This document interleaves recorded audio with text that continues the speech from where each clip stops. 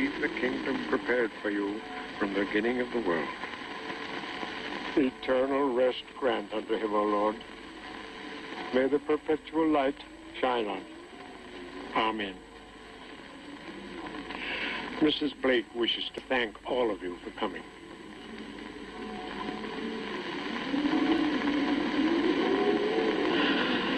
Cora, what more can I say? What can you say? Say buzz off, Buster.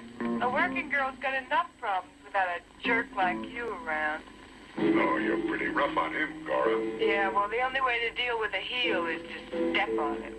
That's about all we have time for today. What's on tap for tomorrow, Cora? A letter from a milkman's wife who's afraid that her husband is delivering more than dairy products to some of his female customers.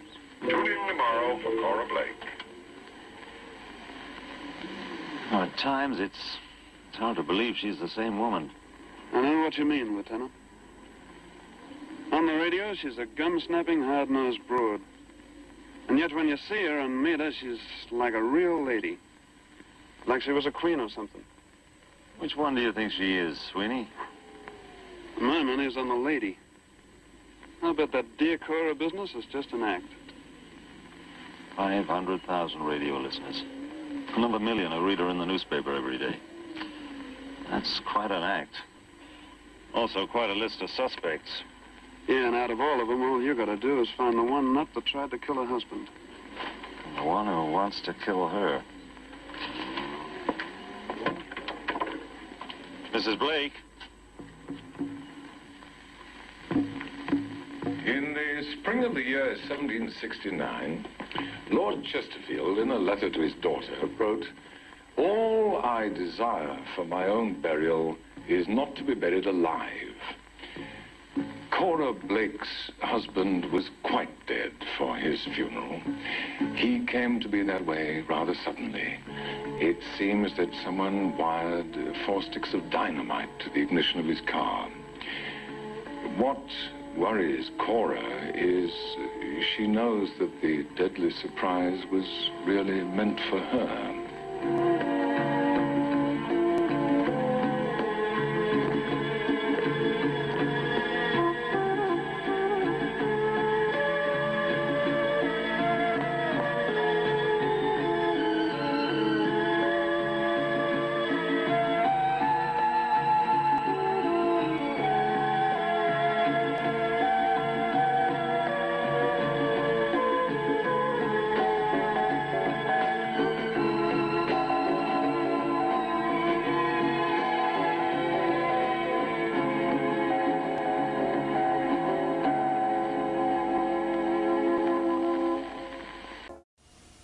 Cora Blake. 2 months ago, you would have said she was the epitome of a successful woman.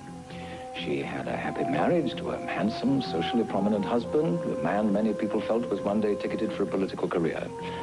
And she had a fine career of her own. 23 newspapers carried her column daily. Her readership totaled in the millions. Of course, that was 2 months ago, before that first threatening letter came. 2 months ago, before she began living in terror. Lieutenant Brennan, do you know Mr. Winston, the Reverend? Yes, Of course Lieutenant. I do. I wanted to tell you that I'm leaving town this afternoon. I can't be quite sure how long I'll be gone. I just know I have to get away for a while. I quite understand, Mrs. Blake. I'll arrange with the department to have a man look after you. No, I can't take that any longer. Being followed night and day. You know, I'm going to be by myself for a while. And I'll be looking after myself, and I'll be somewhere where no one will be able to find me, Lieutenant, not even you. Try not to think about it, Cora. Mrs. Blake asked you here, Lieutenant, so she could answer any questions you might have before she left. Well, there are a few details I'd like to go over. Well, could we do it on the way back to my home in the car, please? I'm anxious to get started. Just give me a moment to tell my driver to follow us. I'll take the Reverend back to the house. Harry, thank you. You've been so wonderful. Anytime, Cora. You know that. Thank you.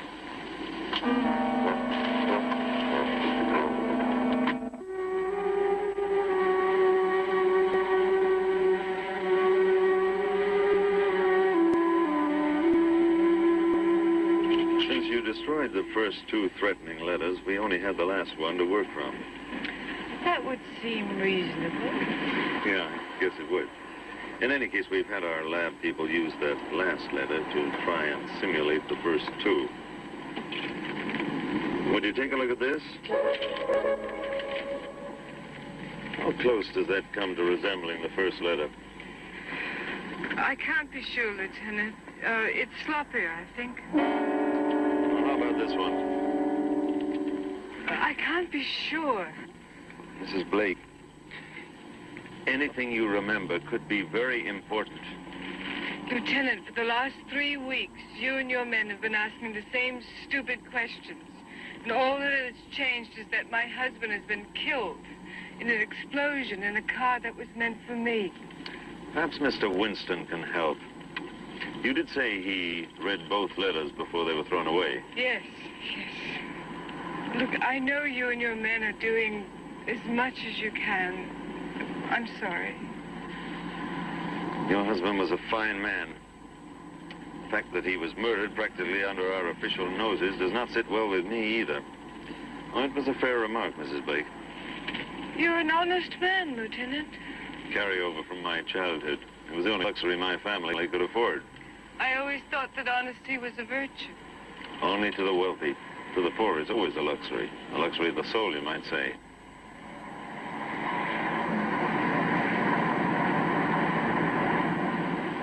Is there anything else? There is just one other matter. Yes? Your affair with Mr. Winston. How long did that go on? I'm sorry. Perhaps it has nothing to do with the case, but I'm a detective. A detective is like a man trying to put together a jigsaw puzzle. He must try all the pieces if he's eventually to find the picture.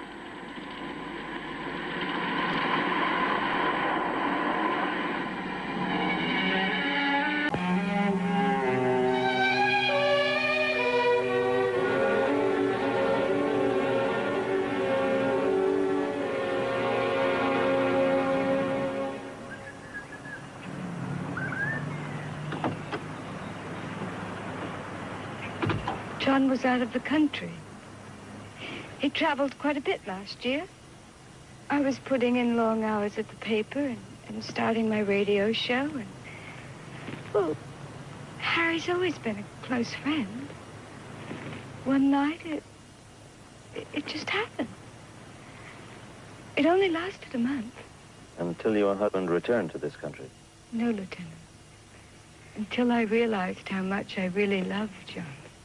How did Mr. Winston take the breaking off of the relationship? Why don't you ask him? I'm asking you. He knew it was for the best. We both did. Thank you, Mrs. Blake.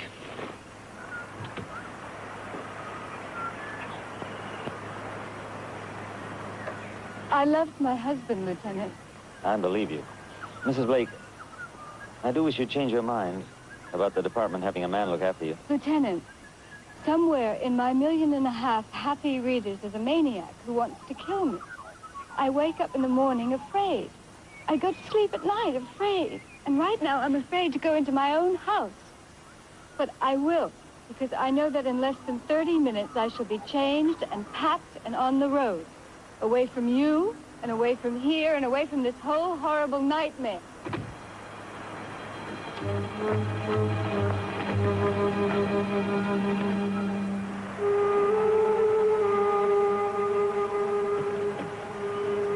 She's under a great strain, Lieutenant. I think she'll be safe, Lieutenant. She'll be using my car, and even I don't know where she's going. To Beach Cottage somewhere, I believe. It's the best thing, Lieutenant. Let her get away, lose herself in her work, and for a time at least, forget this horrible thing that's hanging over her. Only wish I could.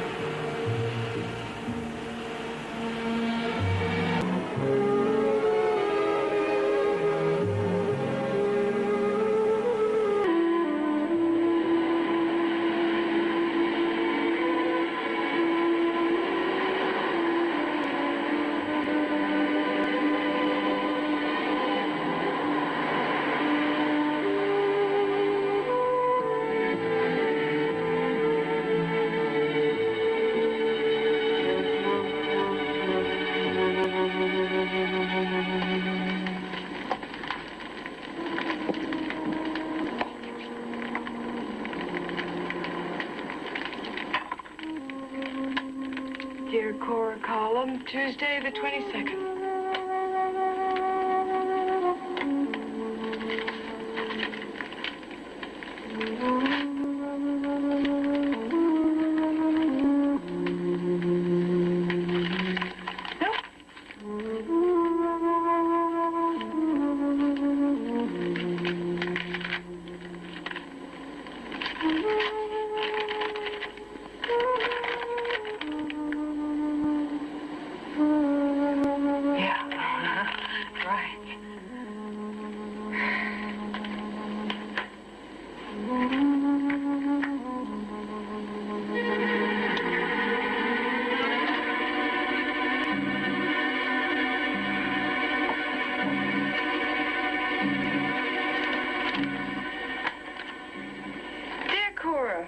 I need your help. Please rush your answer because I'm getting married in 2 weeks. My fiancé, I'll call him George, is 24, handsome, smart, and very attached to his mother. I didn't realize how attached till last night when he told me he was going to bring Mom along on the honeymoon.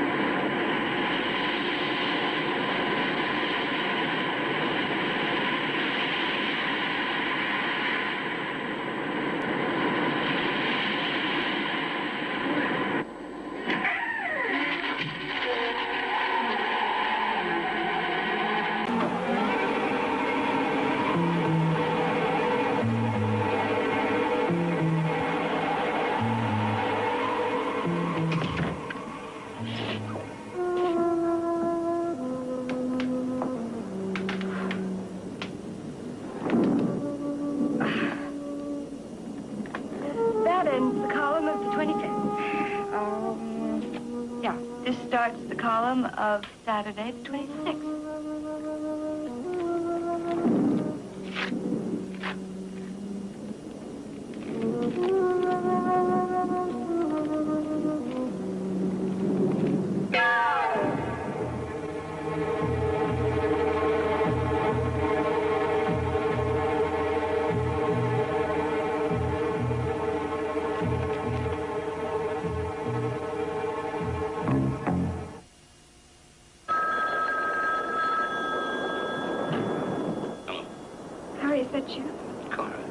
What's the matter? I just got another letter. All right, Cora, slow down. Harry, somebody's trying to kill me. No one's gonna kill you, Cora. We won't let him. You don't understand. He knows where I'm at.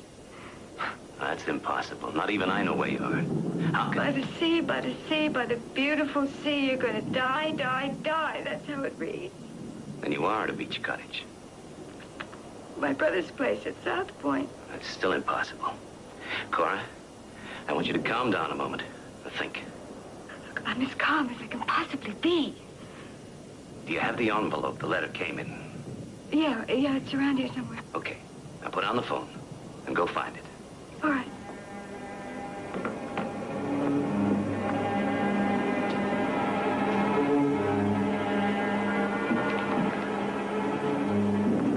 I have it. It's addressed to the newspaper, isn't it? Yes, of course. All right. That's point one in your favor. Now look at the postmark. What's the date? It was postmarked 2 days ago. Well, there you are. You didn't decide to go away until this morning. There's no way whoever wrote that letter could have known you'd be there. Yes, but what it says, Harry, by the sea, by the sea, by the beautiful sea. An awful, frightening coincidence, nothing more. Do you really think so? Now, come on, Cora. You're an intelligent girl. Think it out. How could it be anything else? Yeah, I guess you're right, Harry. Tomorrow morning, I'll call Lieutenant Brennan. He'll probably want to send a man out to pick the letter up. Harry, I was never so frightened in my whole life as when I read that letter. Harry? I'm still here, Cora. Harry, I need you. And I need you, Cora. But I've got a story to finish. It'll be a couple of hours before I can make it. I'll be waiting.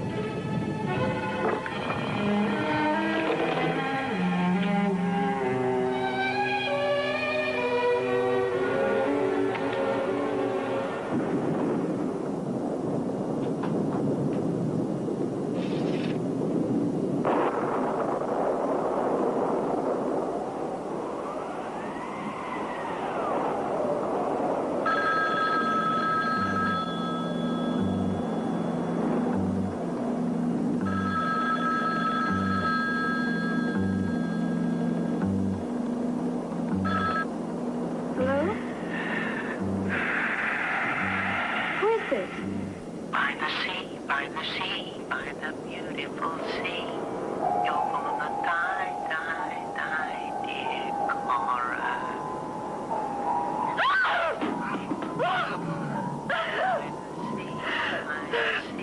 By the beautiful sea, you're gonna die, die, die, dear Cora.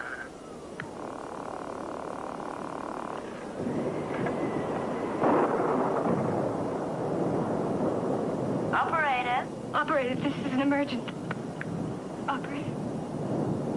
Operator. Operator!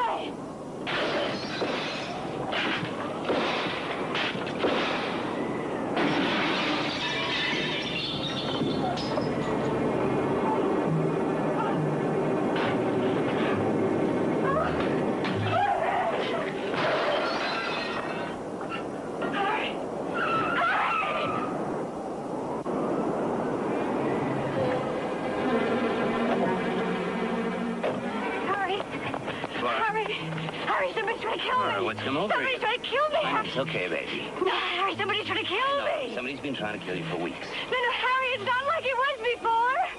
Harry, there's somebody in there. Harry!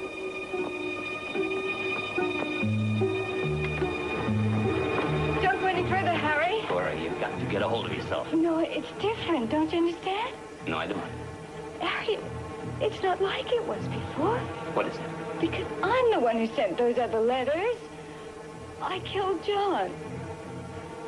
I did it for us, Harry. Don't you understand?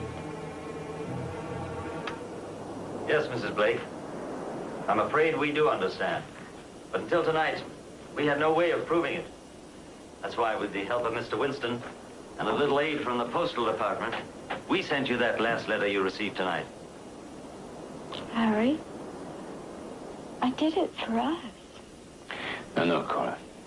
That's what I was afraid of. I did it for us.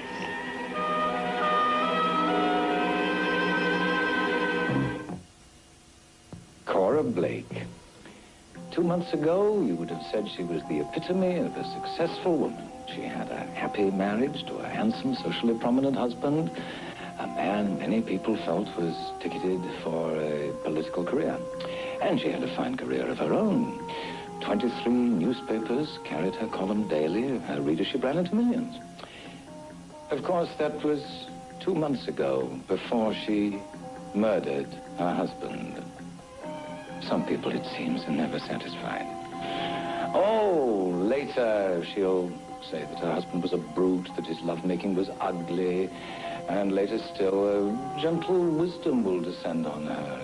From her childhood, she'll recall a simple phrase, "In this life, there are no ugly loves, nor handsome prisons either." Dear Cora, I wonder if there's some place you can write for advice. So, until next we meet, this is Anthony Quayle, reminding you that there is a touch of evil in all of us. Good night.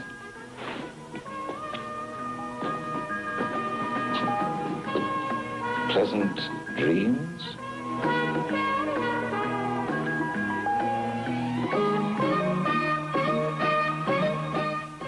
Stanley Baker stars in Violent Playground, Nine's late movie coming up next. And tomorrow night, join history's wildest band of outlaws in Robert F. Sherwood. New adventures spiced with medieval mysticism and sorcery as brave men fight to keep the flame of freedom alive. Robert F. Sherwood, premieres 7:30 tomorrow night on 9.